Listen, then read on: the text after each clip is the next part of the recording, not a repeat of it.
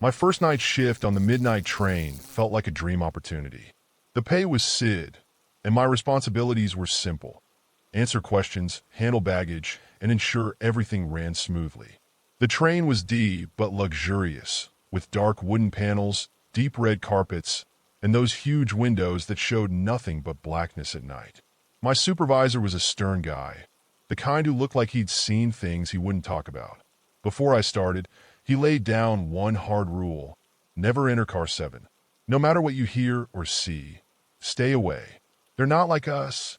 His tone made my skin crawl, but I chalked it up to some weird company pro-talk or an inside joke. Everything seemed normal at first. Most passengers kept to themselves, either dozing off or staring out into the dark void outside. As I walked through the cars, I passed car 7, its heavy curtains drawn shut. There was a strange stillness around it, like the air was thicker there. I try not to think much of it, but that sense of something being off stayed with me. Later, while making rounds, I heard muffled voices coming from behind the door. I froze for a second, but the rule echoed in my head, so I kept walking, forcing myself not to look back. On my second night, the weirdness ramped up. As I passed car 7, I noticed something that hadn't been there before: pale handprints, foggy and smudged, on the outside of the window. They looked like they were pressed from the inside, but I couldn't see anything through the thick curtains. I leaned closer, but a chill ran down my spine. Deciding to ignore it, I moved on, trying to focus on the rest of my tasks. Later that night, I found a small piece of paper on the floor near car 7. It was crumpled, almost like it had been shoved under the door. Written on it, in shaky handwriting, were the words, "You are part of the journey now." I couldn't stop thinking about that note. Who left it? And what did it mean? My shift continued as usual, but I couldn't shake the feeling of being watched. Every time I passed car 7, the air felt colder. Once, I swore I heard a faint scraping sound like metal dragging on the floor.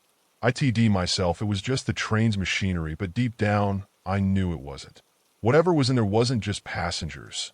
It was something else entirely. I started to wonder if the other employees knew more, but kept quiet. On the third night, things escalated. The train stopped abruptly in the middle of a tunnel, and the sudden darkness made the WHE place feel like a tomb. Emergency lights flickered on, casting eerie shadows across the corridor. I stood there, heart pounding, trying to process what was happening. That's when I heard it, quick, deliberate footsteps coming from car 7. My blood ran CD. They were getting closer. I rushed to the next car and locked the door behind me, pressing my ear against it. The footsteps stopped, and then came the knocking, slow, deliberate. A voice flowed, whispering my name in a way that made my skin crawl.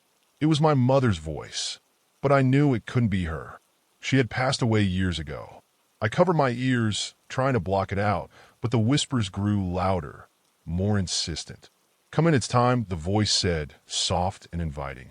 I fought the urge to look through the small window on the door. The rule echoed in my mind again: never enter car 7. My hands were shaking. I knew whatever was calling me wasn't human, but the pull was almost magnetic, like it was reaching into my mind, tugging at memories I didn't want to relive. I don't know what made me look through the window. Maybe it was curiosity, or maybe the voice had some grip on me. What I saw inside car 7 still haunts me. The curtains had parted slightly, and in the dim light, I could make out rows of passengers, motionless, pale, and almost wrong. Their eyes were wide open, staring straight ahead, but there was no life in them. It was like looking at mannequins dressed in de-fashioned clothes. Then, one of them slowly turned its head, eyes locking onto mine. A smile crept across its face, a CD, slow grin that sent shivers through my entire body. I stumbled back, heart racing, as the curtains fell back into place. The knocking stopped, and the train jaded forward again, as if nothing had happened. I spent the rest of the shift in a daze, avoiding car 7 like it was the plague.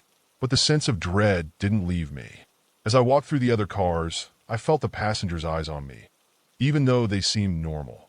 I couldn't shake the feeling that something had changed, like I had seen something I wasn't supposed to, and now it was too late to unsee it.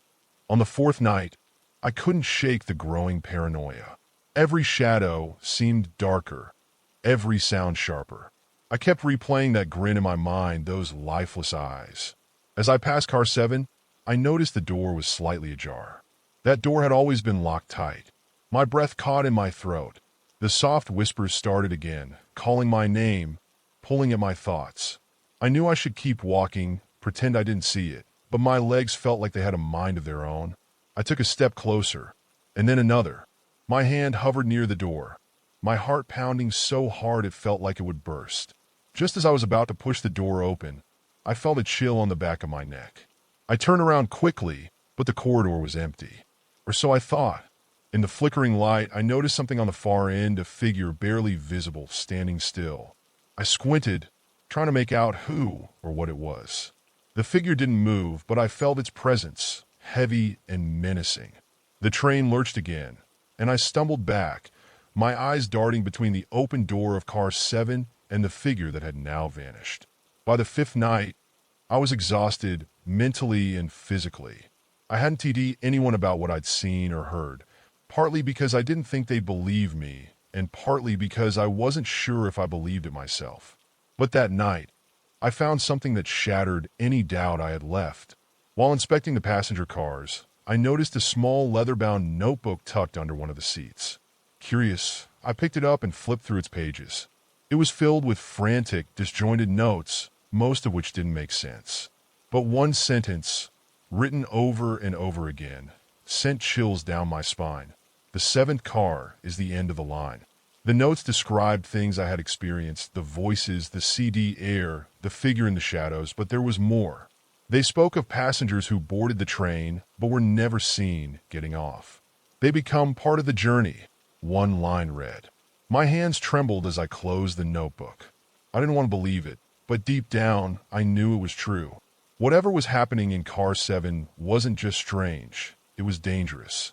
I decided then and there to avoid that car at all costs, even if it meant breaking Protalk and skipping parts of my rounds. But it wasn't long before the train itself forced me to confront it. Later that night, the train came to another sudden stop, this time in the middle of a dense forest. The emergency lights flickered on, bathing everything in an unsettling red glow. I felt like the train was alive, breathing, and intentionally trapping me. The air was heavy, and the silence outside was oppressive. I could hear my own heartbeat as I stood frozen in the corridor. Then came the sound, slow, dragging footsteps, moving closer from car 7. I backed away, gripping the wall for support, but the sound didn't stop. It was as if something was deliberately taking its time, savoring the moment. I ducked into an empty compartment and locked the door, my breath coming in shallow gasps. The footsteps stopped outside the door, and for a moment, there was silence. Then came the knocking, soft at first, then louder. I pressed my back against the far wall, trying to will myself invisible. A voice flowed, but this time it wasn't just my mother's.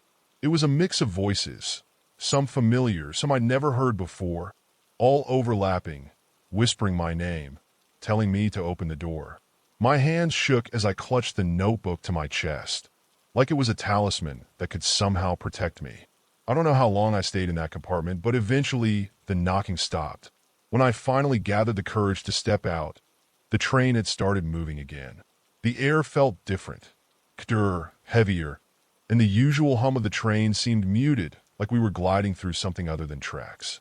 As I walked back through the cars, I noticed small, unsettling details. Passengers who had been awake earlier were now slumped over, as if asleep, but their faces looked pale and waxy. Their eyes didn't move when I passed, and their chests didn't rise or fall. It was as if they had frozen in time. When I reached the front of the train, the conductor wasn't there. His chair was empty, and the conners were moving on their own, as if the train had a will of its own. I grabbed the radio to call for help, but all I got was static. Then, through the static, I heard the whispers again. They weren't coming from the radio. They were all around me, inside the train, inside my head.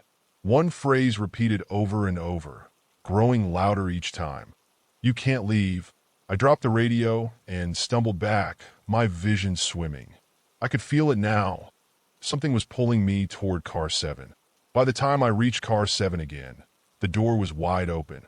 and the whispers had become a low, rhythmic chant. The pale handprints on the windows had multiplied, smearing the glass as if dozens of hands were pressing against it from the inside.